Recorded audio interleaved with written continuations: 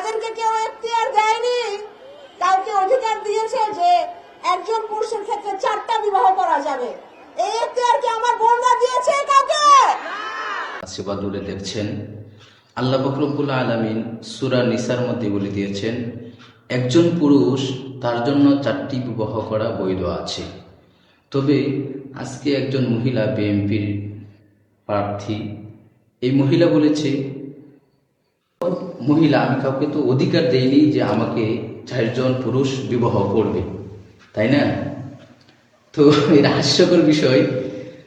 তো এত বড় নাদান হইলে কিভাবে সে যুক্তি তর্কে বলতে পারে? অথচ আল্লাহ পাক রব্বুল আলামিন কোরআনে কারিমে হাকিমের মধ্যে বলেছেন যালিকাল কিতাবুল লা রাইবা ফি, এটি এমন এক কিতাব যার মধ্যে কোনো সন্দেহ নেই।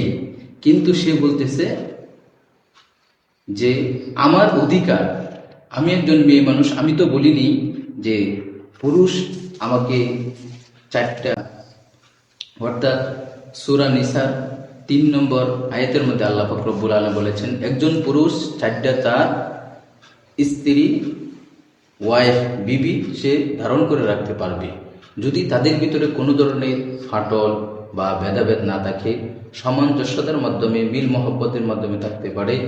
সে স্বামী যদি তার স্ত্রীর ভরণ পোষণ দিতে পারে, তাহলে একজন পুরুষ 4টি স্ত্রী একাধারে রাখতে পারবে। কোরআন সমর্থন করে আল্লাহ তাআলার বিধান, নবীর শরিয়া। তাহলে আমরা এটা বুঝতে হবে একজন পুরুষ তার জন্য 4টি বিবি একসাথে রাখা যায়। একজন পুরুষের জন্য 4টি স্ত্রী একসাথে রাখা যাবে কোরআন সমর্থন করে। কোরআনে কারিমের সূরা নিসার মধ্যে আল্লাহ পাক রব্বুল আলামিন বলে দিয়েছেন যখন তোমরা একাধারে 4টি মহিলা, 4টি বিবি তোমরা রাখতে পারবা, এটা আল্লাহ পাক রব্বুল আলামিন সূরা নিসার মধ্যে বলে দিয়েছেন। কিন্তু আজকে দেখা যায় একজন মহিলা সে বলতেছে যে কিভাবে, আমি তো অনুমতি দেই নাই, কোনো নারী বলে নাই যে 4 জন স্ত্রী বা আমি মহিলা তার তত্ত্বাবধানে তারা রাখতে পারবে।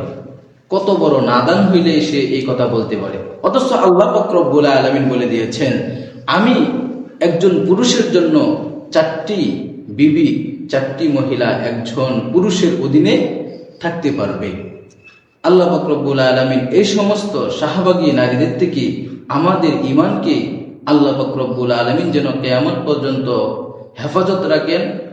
আল্লাহ